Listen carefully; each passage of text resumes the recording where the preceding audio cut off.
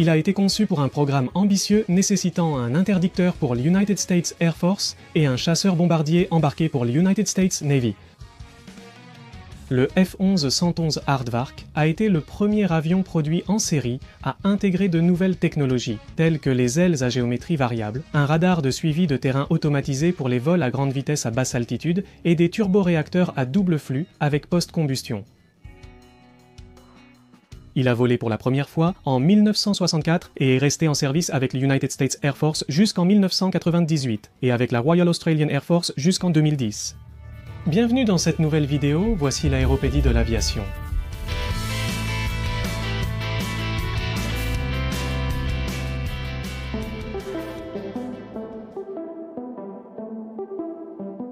Pendant la guerre froide, après que les États-Unis ont confirmé que l'Union soviétique disposait déjà de missiles solaires capables d'atteindre leurs cibles, les bombardiers volant à très haute altitude ont été remplacés par des appareils capables de voler à basse altitude et à grande vitesse. Ceci s'appelle interdiction aérienne. À la fin des années 50, le F-105 Thundership pouvait effectuer ses missions, mais nécessitait de longues pistes pour décoller, d'où la demande d'un nouvel avion adapté. Étude sur les ailes à géométrie variable pour opérer depuis des pistes courtes et non préparées.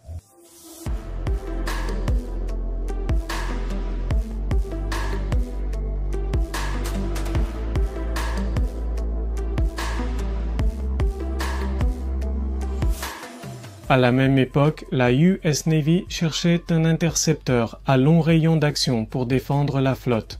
Doté d'un radar plus puissant et de missiles à plus longue portée que le F-4 Phantom II, il peut intercepter bombardiers et missiles antinavires ennemis.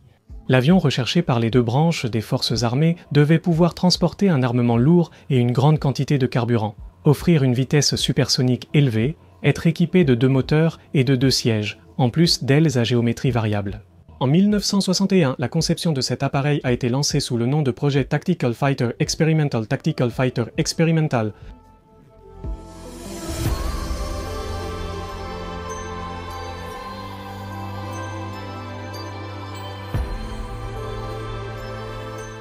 L'armée de l'air voulait un avion avec des sièges en tandem pour l'attaque au sol et la pénétration à basse altitude, tandis que la marine voulait un intercepteur plus court, avec des sièges côte à côte, pour permettre au pilote et à l'opérateur radar de partager l'écran radar.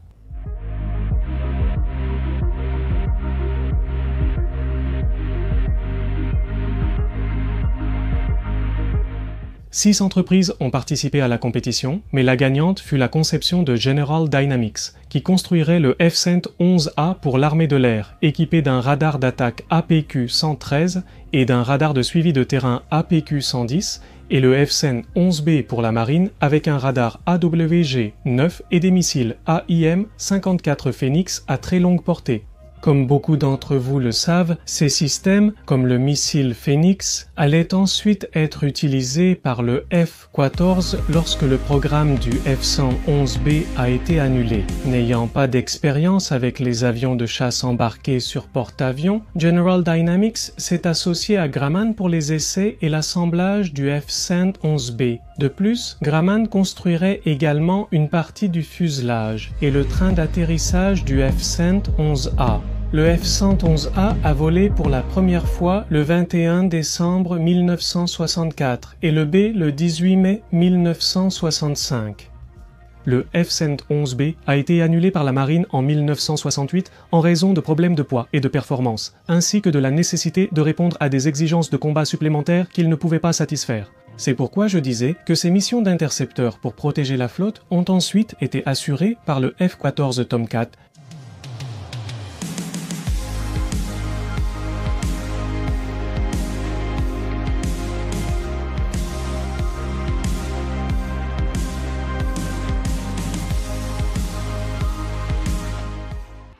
Il s'agissait d'un avion d'attaque bimoteur tout-temps, doté d'ailes à géométrie variable.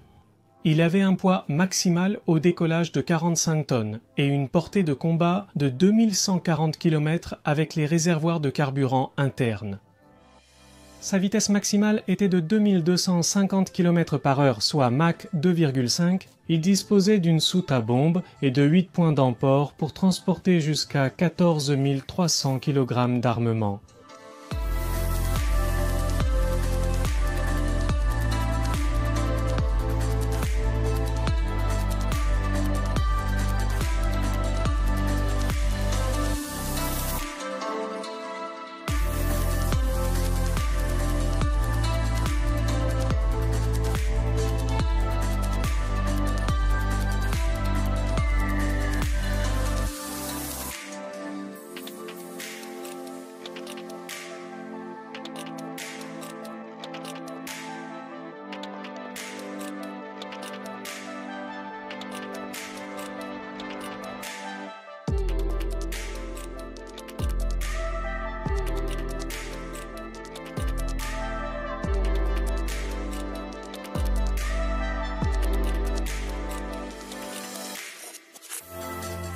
Chaque aile était équipée de 4 pylônes. Les 2 pylônes intérieurs de chaque aile pivotent pour s'aligner avec le fuselage. Les 2 extérieurs sont fixes et utilisables uniquement avec une configuration d'aile.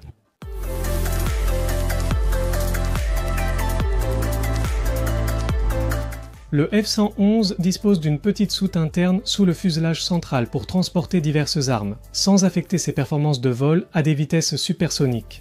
Celui-ci pouvait transporter des bombes, un canon M61 de 20 mm amovible ou des réservoirs de carburant auxiliaires.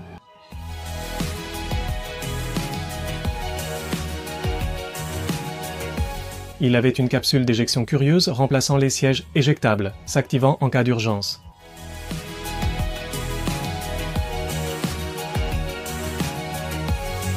L'appareil était équipé de 2 turboréacteurs à post-combustion Pratt et Winit TF-30, aussi utilisés plus tard sur les F-14 Tomcat et le A-7 Corsair II.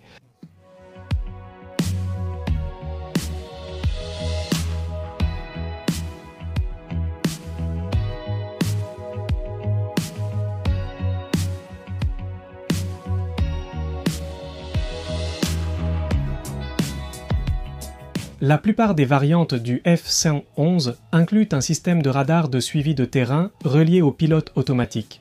La capsule d'éjection, le radar de suivi de terrain et les turboréacteurs à post-combustion étaient toutes des technologies nouvelles pour les avions de série.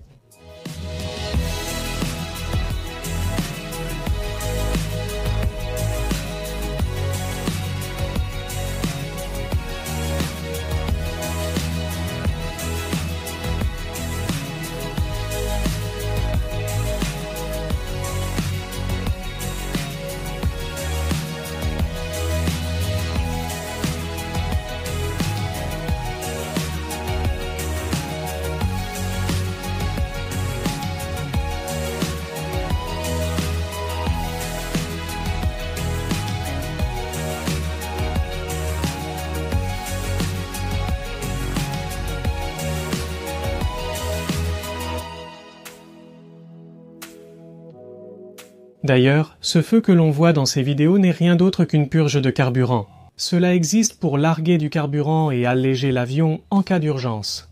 Dans ces vidéos, c'est juste un spectacle lors d'un meeting aérien. Ce carburant ne s'enflamme que lorsque les post-combusteurs sont allumés.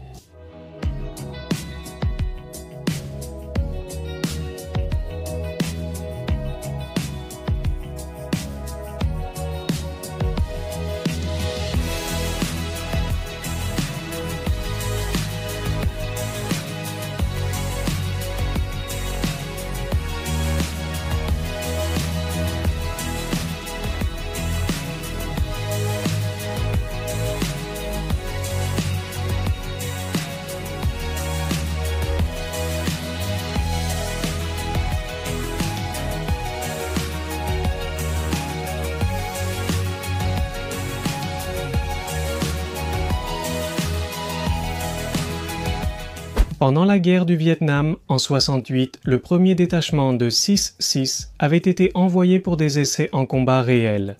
Ces avions ont mené plus de 4000 missions de combat au Vietnam, ne subissant que 6 pertes, démontrant ainsi leur valeur et leur capacité à transporter la charge de 4 F-4 Phantom II.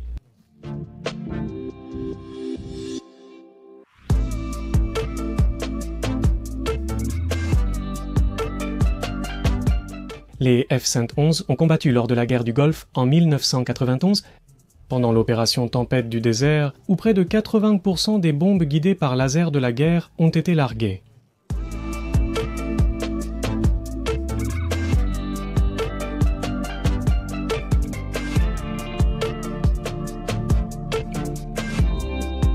Le commandement aérien stratégique ou commandement aérien stratégique a eu des avions FB-111 en service de 1969 à 1990.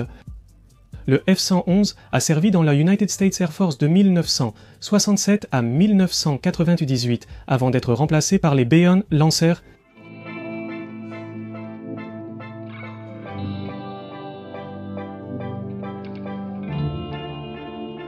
Le modèle F-111C a été développé pour l'Australie. Par la suite, des modèles améliorés E, D et F ont été développés pour le United States Air Force.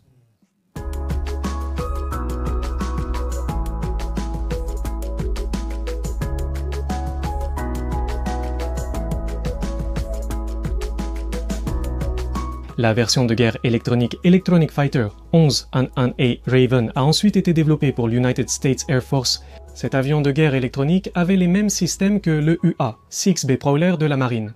Le cockpit a été réorganisé avec tous les écrans de navigation placés à côté du pilote. Et l'autre siège n'avait plus de manette des gaz, là où l'officier de guerre électronique avait tous ses instruments et commandes.